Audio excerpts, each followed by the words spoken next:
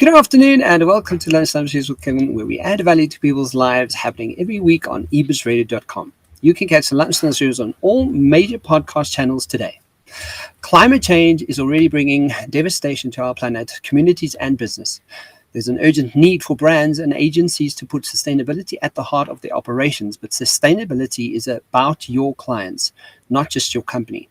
One campaign for a fossil fuel client can undo all of the agency's sustainability gains, and Clean Creatives is calling on all agencies, PR companies, and individuals, creatives to stop working with fossil fuel industry and brands to stop working with the agencies that continue to do so.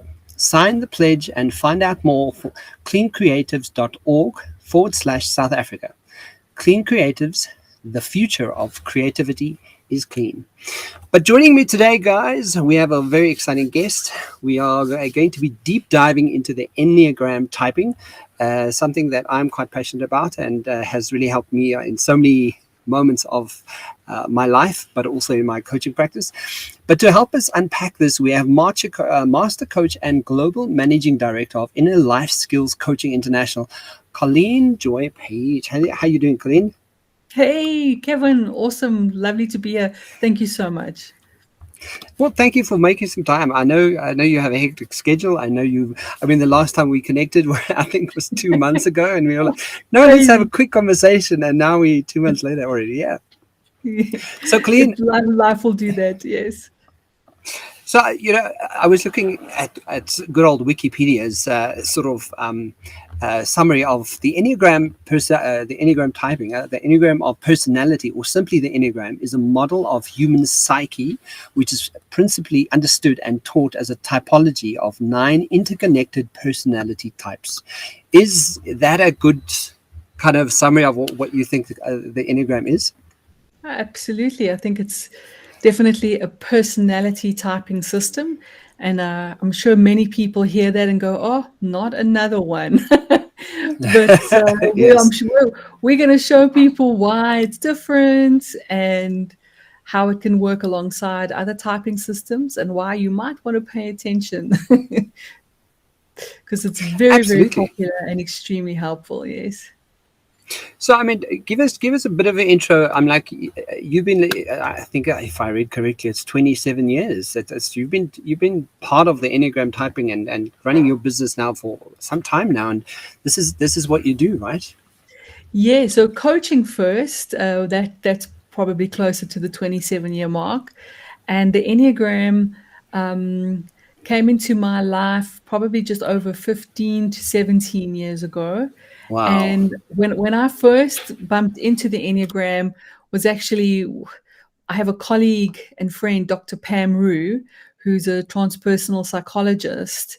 And I must admit, I heard her talking about this one being a 4 and this one being an 8, and I rolled my eyes because I thought, you can't do that. You can't just box people. You can't just say this one's a this and that one's a that. And I was probably also personality typing fatigued. So I was highly resistant to the whole thing. And then I had a dream the one night that Pam was telling me I was a 9 on the Enneagram. And I phoned her the next day laughing. And I just said to her, oh, Pam, I dreamt that you told me I was a 9. Ha, ha, ha. And she just very seriously says, oh, it's a very 9 way to find out you're a 9. and then Yes. I found myself in a bookshop, Kevin, and I thought, well, I've got some time to kill, and went up and picked up Helen Palmer's book on the Enneagram. Now I had the luxury of skipping to the section on 9. And I must admit, I had my ego sorely bruised because I'm reading these paragraphs and they feel like gut punches, they feel like, and I find myself defending, and because I read a paragraph about, 9's tendency to deeply procrastinate and avoid doing the priority thing. And I found myself arguing, going, yeah, well, I've built a business and I've spoken on stages, and I was very defensive. But meantime, I could hear, ooh, some of these points are really true, and bought the book, licked my ego wounds, went home and was hooked ever since.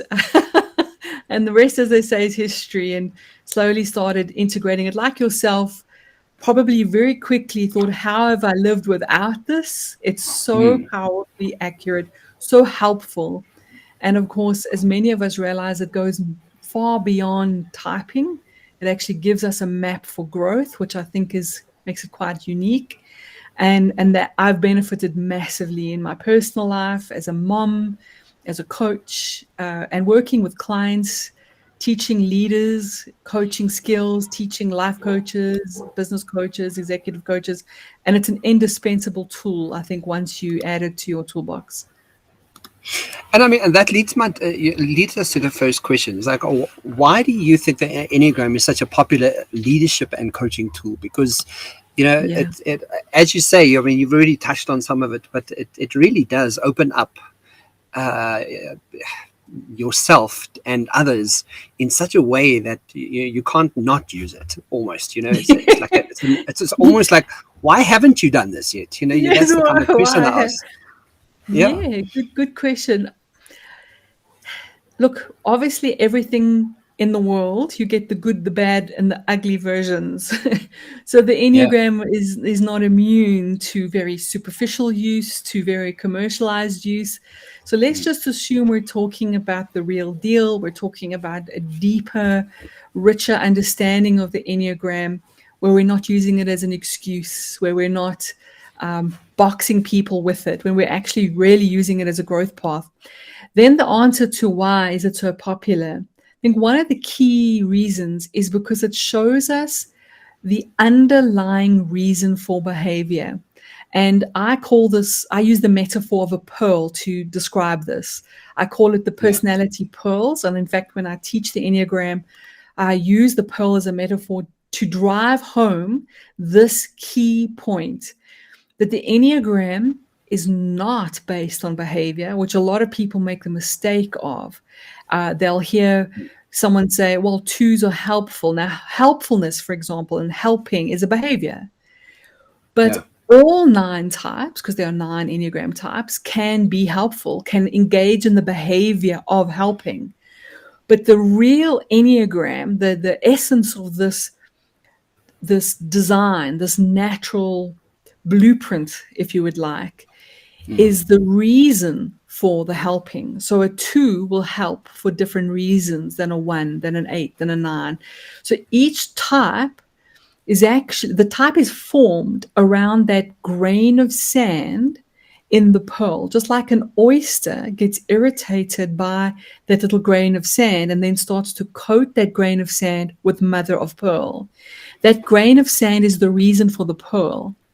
And if we don't study the Enneagram, understanding that grain of sand, understanding the reason for each type, then we get stuck on the surface, which is the behavior. And that's where a lot of mistyping happens. So when it's powerful and why it can be really useful as coaches and as leaders is when we get that deep dive insight. So when we have a team and we know that my 7 on the Enneagram and the team, their reason for behavior, their driver, their motivator is different to the 3, is different to the 8, is different to the 1. And we also understand our own drivers.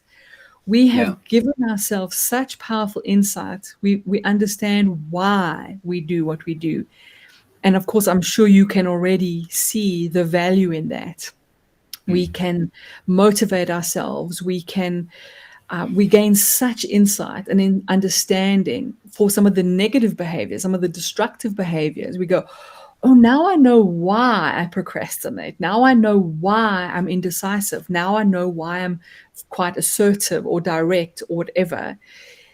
The moment we have that understanding, we've shone a light into the unconscious. We've taken a little light to the center of that personality pearl. That's where we get the opportunity to upgrade the operating system and start using the Enneagram as a map for growth. But until that point, So the value is there when we know that the Enneagram is about the reason for behavior, not behavior. And the second value is when we use it, therefore, as a map for growth. Yeah. And I'm so glad that you make that that differentiator, because from an NLP perspective, I've been a practitioner for the last 15 years as well, and I needed to know my brain, and one of the things that I remember learning quite specifically was intention doesn't necessarily equate to behavior. You may Yes. experience behavior, but you never know what the intention is. But what's beautiful about what the Enneagram is, when you know the 9 types, you kind of see what that pearl is, and you kind of understand. Okay, if the question is that this person's functioning from a position of fear, Yeah. their behavior makes far more sense, or potentially could make far more sense than trying to just go, why are you being so difficult? Right. And I think that's why, Yes. because that's what people do. They just look at the behavior and they go, well, I don't like you because of X, Y, and Z, but they don't really Mhm. understand where the motivator actually comes from. Exactly, Kevin, exactly. And for relationship building, whether this is workplace or home, I mean, imagine, I mean, because you enjoy the Enneagram, but for all of us who discover the Enneagram, imagine how valuable it is with conflict, with clashes, because personalities are always clashing. I mean, Mm. there is no, I want to make a t-shirt that says, you can't solve personalities, right? There's no solution in the realm of personality. But what we Mm. can do is understand it. Like, you can't solve an operating system, but you can understand an operating system. You can't solve a car, but you can Yeah. understand how the car works so that you can get it to its highest expression. So when we understand the Enneagram, we now understand, oh, I now get why you're doing what you're doing. And the Mm. moment I have that understanding, I can have compassion, I can have, insight, and I can also now build a bridge to meet you at the place you're coming from, instead of trying to make you meet me, which means that we have the possibility of building bridges with others. Whereas when we don't have this kind of knowledge, I think what we do is we take personality too personally. And we Mm. also really lack the understanding that these other people in front of us are coming from a very different place. So, for Yeah. example, so because I'm sure some of the people listening actually are familiar with the Enneagram. So, for example, what we call the red pearls, which are what we call our gut types on the Enneagram, which is type 8, 9, and 1. Their driver tends to be, and I like using the word tends to so that you're not hearing absolutes here. Yeah. Um, and it's not a belief system. This is something that you discover. It's something that you uncover. So a red pill types 8, 9, and 1, their primary driver is gut instinct, not intuition, which a lot of people get confused about. They think gut and instinct and intuition all the same thing. No, we all can have access to intuition. Gut instinct is a pre-verbal reflex, and it's physically felt. It's the kind of reflex that if your cup is falling off your desk, your hand just reaches out and grabs it. So Yeah. our 8, 9s, and 1s, certainly there's a mind. We all have a mind, a heart, and a gut, but the gut is the driver. It's the other two are in service to the gut, is the language I use. So when an 8, 9, and 1 is making decisions and moving through life, their intention, their reason is coming from primarily a gut reflex pre-verbal instinct. Now, if you have the red pill, let's say having an engagement with a blue pill, which is our mind types, 5, 6, and 7, they are being driven mostly from their mind, okay, where thinking and thought processing is the primary driver. Mm. So the blue pill is thinking, I don't understand where you're coming from because I need to process this through a lot of thought. I need to categorize, divide. I need my mind to do what my mind does in order to arrive at a certain point where I can move forward. Whereas the red pill is just got this instinctive reflex going on. And not to say that they won't include mind and mind won't have some instinct, but these are the primary drivers. when they understand, oh, I get it, you're coming from that place, that's your reason for needing to have an extra half-hour conversation. Yeah. And the red pill is like going to have an understanding of the blue pill. Now the blue pill goes, oh, now I get why you want us to get to the point, because you need to feel this in your bones. You need to have a sense of knowing before we can move on. And of course, then, so that we don't exclude our green pills, 2, 3, and 4, they're coming from heart. Now, heart, a lot of Enneagram practitioners will, I think, oversimplify and say feelings and emotions, which of course is not all that helpful, because our blue pills and our red pills also have feelings and emotions. I like to describe it as emotional need. So instead of instinct and instead of mental processing, red pill, blue pill, our green pills, 2, 3, and 4, are driven by an unconscious emotional need. And this longing or this need is the driver, whether it's conscious or not, is the driver. So right there, we already have very simplistic understanding, but we have the beginnings of, wow, if somebody is coming to me from a place of emotional need as their driver versus analytical or mind processing power versus gut reflex pre-verbal instinct, there's 3 very different drivers on the table. Yeah. Already we've made space for where people are coming from, and that's going to foster understanding. It's going to help us lead better, coach better, and group and grow. But I mean, right there, I mean, just having the understanding with those three motivate, those drivers that we have, right there, three different of those types could be in the same situation, in the same scenario, and have 3 different experiences, and that's the point, right? How their motivator, the reason behind how they've experienced something, comes from a different perspective, and their response to it could be completely different. And if we're not more aware and really paying attention to what that driver is, or could potentially play out as behavior, we could be just heading down the wrong path. And that's where conflict and struggling with your team and not having the leadership skills sort of steps into it. You're sort of missing it the whole time. Exactly, Kevin. I'm sure you've heard the saying, and maybe it's come up on the show. Forgive me, I haven't heard this come up in your show, and I love your shows. But that saying that people don't leave companies, they leave managers. We could go one step further, and we can say people don't leave companies, they don't leave managers, they leave relationships. And now sometimes they leave a company, but 9 out of 10 times they leave relationships. So the cost of taking personality personally to business, and for our coaches who are listening, your client forms a relationship with you. And the same could be said. They're going to stick with you as a coach because of the relationship. And that means that if you understand your client, or if you understand your team as a leader, and you know why they're doing what they're doing, you've made the effort to build a bridge to them.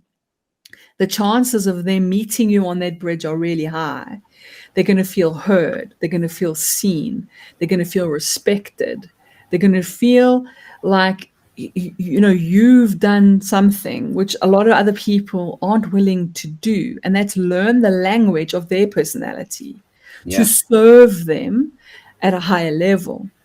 And for me as a coach, without the Enneagram toolbox or system of understanding, or whatever you want to call it, I feel a bit blind actually sometimes. I feel like I'm going to get there, but it's going to take me a lot longer. So if I'm in a room and the room is dark, I'm going to get there, but I'm going to bump my knee and it's going to take longer. But when the light's on, I can get there quicker. So when I get a sense, even without any 100% certainty, if I just get a sense, okay, my client is a 1. Now, immediately, I have some insight. Even if I'm guessing, I don't have to be 100%, but I'm starting to pay attention to listening deeper than their surface. And I'm listening for their personality. And I'm starting to show respect for that. I'm starting to meet them there, build a bridge to that. And that just deepens my ability to lead, my ability to coach, like nothing else that I'm aware of, really. Yeah. So, I mean, there's so many questions we have here. I don't know if we're going to get all of They're them. delicious. They're delicious. They are. So, one of the things, one of the questions here is, what is the downside of using the Enneagram? Yes. Which is an interesting, because a lot of people wouldn't expect us to answer that question. But I mean, what would you say? What is the downside to I using think the it's Enneagram? so important for all of us to, okay, so I'm getting a bit philosophical here. I'm monitoring myself all the time for Yeah. planting flags in the sand. And it's part of my, let's say, love of wisdom, my love of, I can just say the love of wisdom. I love wisdom like a thirsty person in a desert loves a well that they can get water from. Yeah. So for me, wisdom, my definition of wisdom is clear seeing rather than pure knowledge. And I know people use the word wisdom for knowledge. Oh, he's very wise, she's very wise. But we also look at an infant and we say, I can see wisdom here. And we also look at an animal and we see wisdom. Something recognizes clear seeing. So in my ongoing deep appreciation for the gifts of wisdom, for the gifts of the water that helps me to nourish my mind and my heart and my gut, I've noticed the tendency of myself and my fellow human beings to plant flags in the sand. We love planting flags in the sand. What do I mean by that? We plant a flag that says I'm right, that I know something absolutely, and Yeah. then we polarize against anyone who's got a flag somewhere else. And we know this is rife and this is very destructive. It's destructive in our homes, in our hearts, in our families, in our businesses. So when we look at a tool like the Enneagram, I think it's so important to look at it with as much wisdom as we can. And to do that, we are challenging our own ego's tendencies to plant a flag and go, well, the Enneagram is everything and it's not flawed and it's perfect. And so, yes, so we need to respect that anything has a dark side, anything has a limitation, like a scalpel can be used in the hands of a psychopath or a surgeon. We want to respect that. Yeah. So making space for, let's look at the limitations, right? So the Enneagram absolutely can be used to box people and to forget that the deeper wisdom of the Enneagram. So, and I have to watch my own language and I make mistakes all the time. I'll say, oh, that's because I'm a 9, right? And the language, I'm a 9, is not true at all. Okay, it's just not true at all.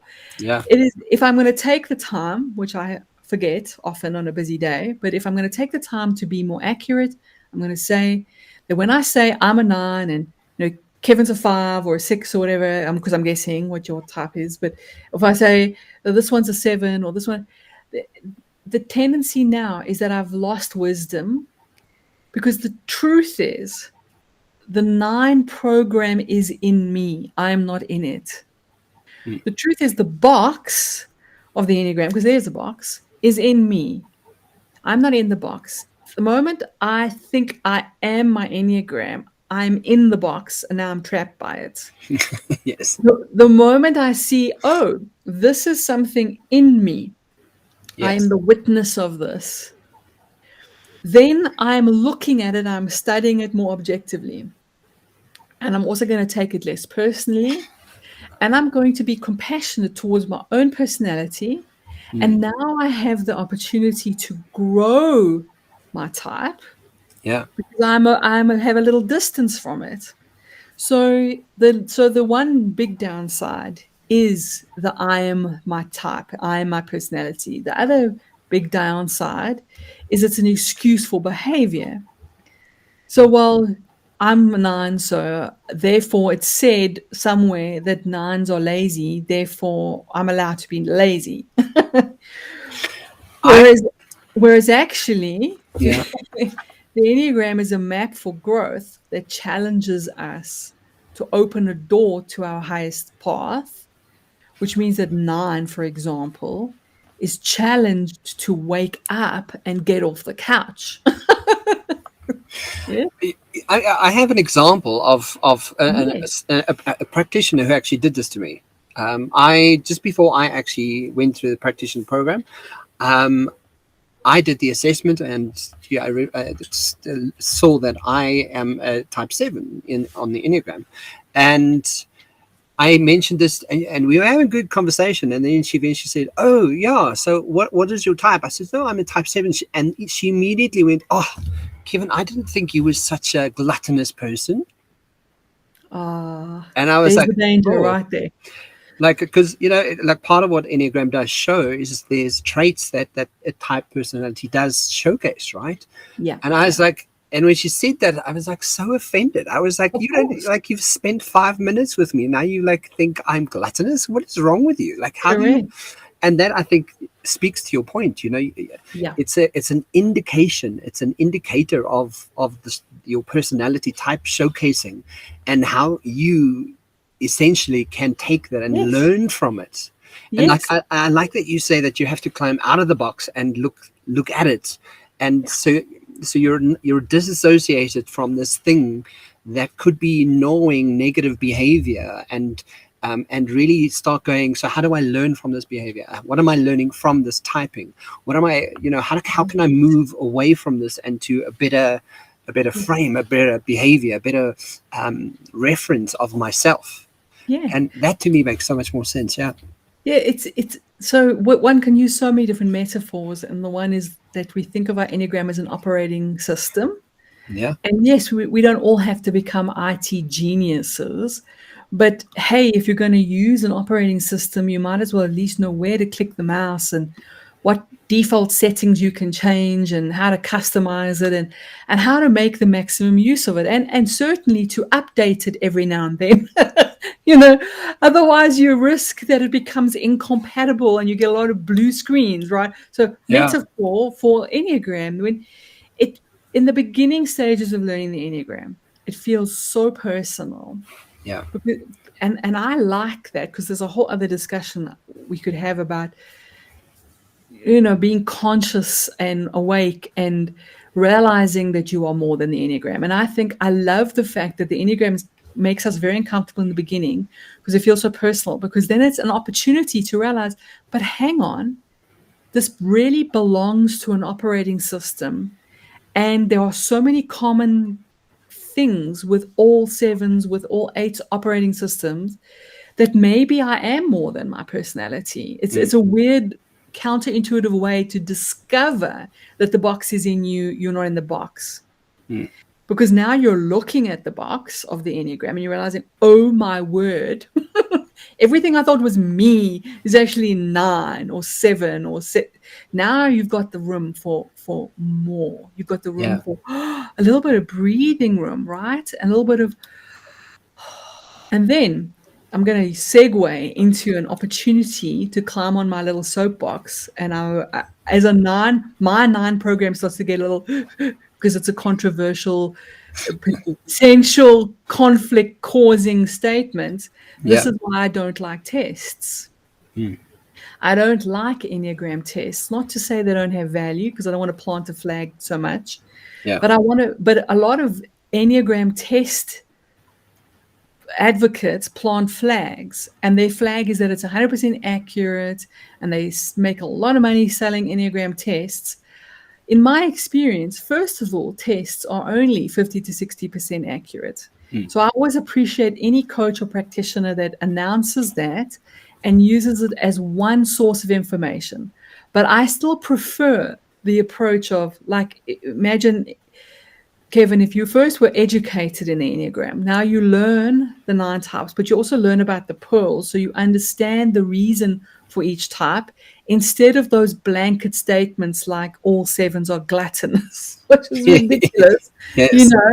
Yeah. And I'm not, maybe she didn't mean it quite like that, but you know what I'm saying? We want the understanding, so that we don't sit on the surface where we can make very quick, glib statements and assumptions We want to know why 7 does what they do for compassion and understanding. Yeah. And the thing that, so if we weigh our pros and cons and we go, okay, well, a test has an advantage that it's quick and easy. It's a little bit like drive through Enneagram. Well, it still takes an hour or two to do a test, but now you've got a test that gave you an answer that is 50 to 60% accurate, in my opinion, because they'll say, oh no, they're accurate. I'm going, how do you prove they're accurate? Because every class I teach of about 15 to 20 people online from around the world, at least one person who's studied the Enneagram for ages usually discovers their real type. Compare it to, okay, you're going to learn and then you're going to work it out yourself. Because through the narrative style of being coached through the Enneagram, learning the pearls, you walk away with the understanding at least the foundation of all 9 types. And now you can realize actually maybe the tests also test at a moderate level of function, because there's a ladder of growth for each type.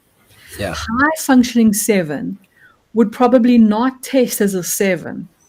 Very low functioning 7 would not test as a 7. A very high functioning 7 may even test with some 5 characteristics because of the nature of the path of growth of a 7. Yeah. And so there's a lot of complexity here, but it's why I prefer teach someone, let them, in the same 2 hours that you did a test, you could actually learn the pearls and the foundation of understanding the Enneagram to make your own informed decision and at least begin the path of determining your type. Absolutely, yeah. My soapbox is done. No, I love it. I love the clarity, and I think it's necessary because it's easy. It becomes easy, and especially when you've certified as a coach. It's I have the knowledge, you don't have the knowledge. Let me tell you how who you are. People they get into this kind of authoritative kind of state of showcasing themselves, and I'm like, no, like your point is to help and guide and lead and question and frame stuff for people, and not box them, like, and empower them. Yeah, it's not there to limit. It's not supposed to limit. But I mean, if you had to give some tips to leaders and coaches out there, what could you offer? Using the Enneagram, and like, what are the tips that you could leave with us for them? So, I mean, besides my tip of go beyond tests, so we'll just I'll just say it one more time. Go beyond tests. And okay, I'll say it a third time. Go beyond tests. Because then if you're really genuinely interested in the empowerment value, go beyond tests. Fourth time. There we go.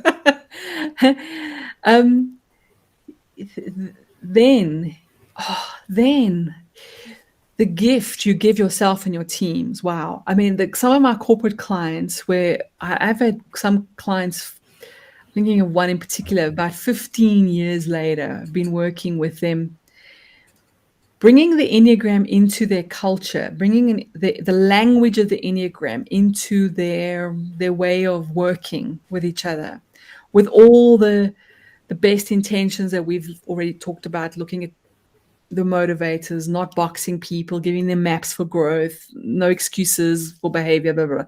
And with the empowerment of the knowledge, the Enneagram becomes a part of their language. So what that means is, picture a scenario, and this is like packaged into a tip. So as a leader, if you're going to use the Enneagram, my tip is use it as put the issue on the table instead of pointing at the person. Okay. So this is, anyway, it's a good coaching philosophy. We don't point at the person. We put let's play with the language there. We put the problem on the table. Yeah. We don't point at the person. And then we can coach that. Now we're putting the personality on the table instead of pointing at the personality. So conversations shift from you're too this, or you're not this enough, and sometimes people are too afraid to openly say this, but they're feeling it. And there's the conflict around the personalities rubbing and clashing. So now we're with the Enneagram. My tip is remember to use the Enneagram to put the personality on the table. So what we do then is we say, let's look at it and let's find understanding. Let's find solutions instead of pointing at the people. So instead of this one is too assertive and this one's too quiet and this one's too loud, and we're pointing at the behaviors that we're calling people. Now with this understanding, we put the personality on the table and we say, well, knowing that we're dealing with the 7 personality type or this 3 personality type, let's put that on the table, and with our knowledge, together with each other, let's brainstorm this, let's work this, how do we still have the team work together, cooperate, be productive? How do we resolve this particular challenge? For example, I worked once with a team for a whole day where all we did was Enneagram and then workshopping their decision-making process, just as a real example. Now, with the Enneagram background, I was able to put the personalities on the table, and now we workshop how as a team can we make decisions more effectively, keeping in mind each Enneagram type has a different need, has a different driver. So 6s need more information, but 8s want to get it done quickly and want to make space for their instinct. 7s want all their options clear. They want to know that they have exit strategies and options, and they don't want to feel trapped. 1s want to honor policy and procedure. 2s want to make sure that they're not embarrassed and that the team is still looking like a solid team, that they're caring for their team. 3s want to make sure they're challenged and that they're winning. And they're winning and they're going for the next milestone or the next. So we're appreciating that. And now we're doing a beautiful, healthy, coached, solution-focused conversation around let's put the personalities on the table and brainstorm decision-making challenges.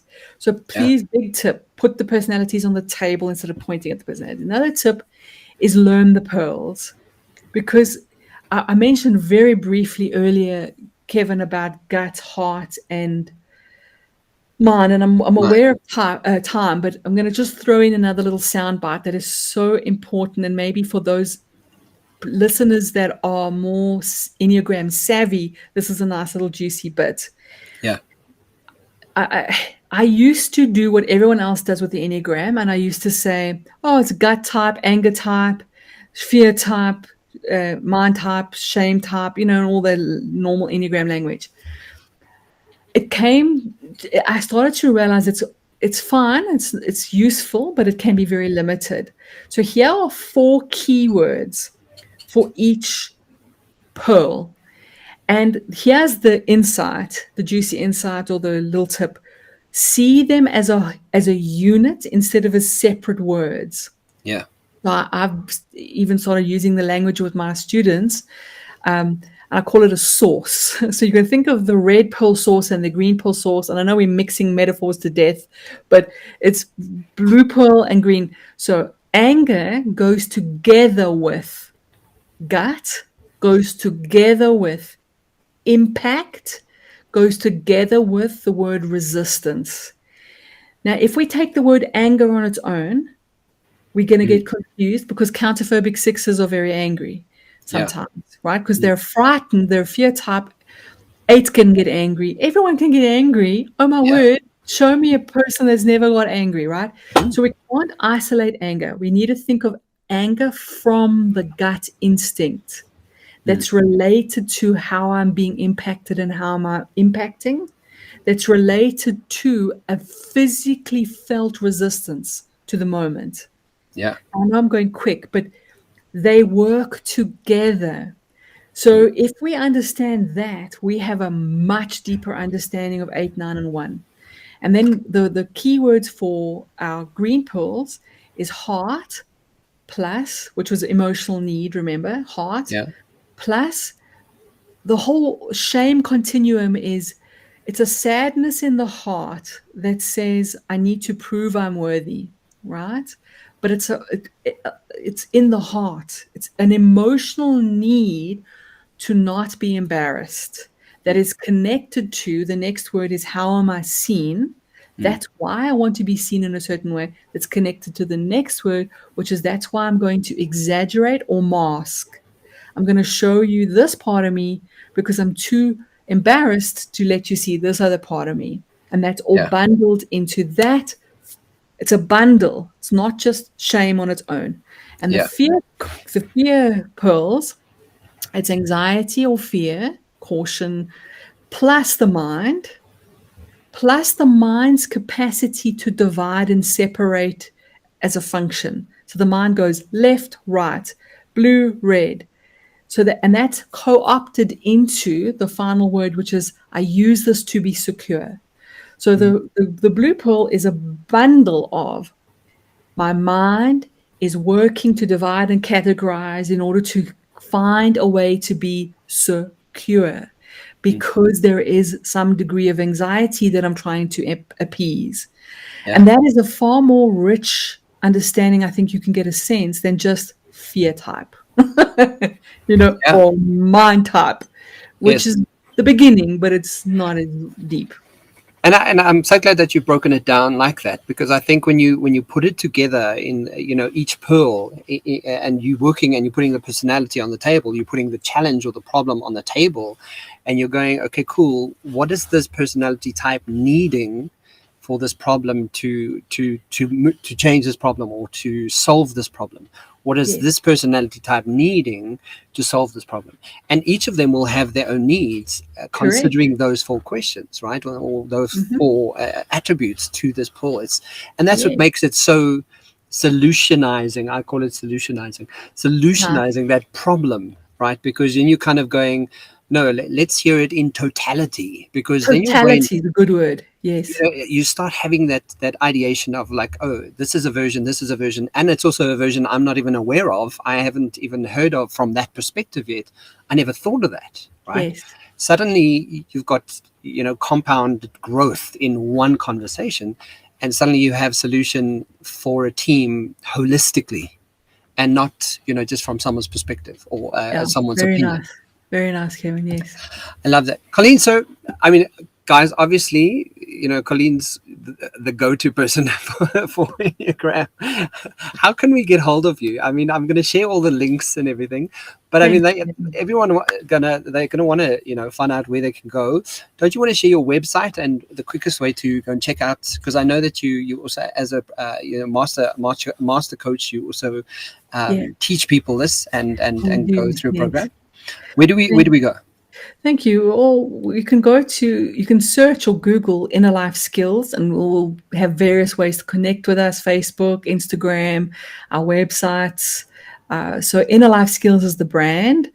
Me, Colleen-Joy. You can also hashtag that, or Yes. and we run at least 3 or 4 public, online, international, ICF accredited programs a year on the Enneagram. We do teach a full master coach course, but the Enneagram is one module, and they've been filling up. We're very fortunate, Kevin, for the last 2 years. They fill up 6 months in advance easily. Wow. And we also have corporate training programs. So if anyone's interested in having that kind of discussion, they're welcome to get hold of us. Email address is info@colleen-joy.com or info@innerlifeskills.com, or find us with the brand online anywhere, and my team are happy to help. Fantastic, guys. So if you want to go and check it out, all the links will be in the description box below. Colleen-Joy is going to be back with us, so we will see you sometime soon in the near future. Colleen, thank you so much for joining me, and I'm so glad that we could have this conversation. Thank you, Kevin. Cheers for now.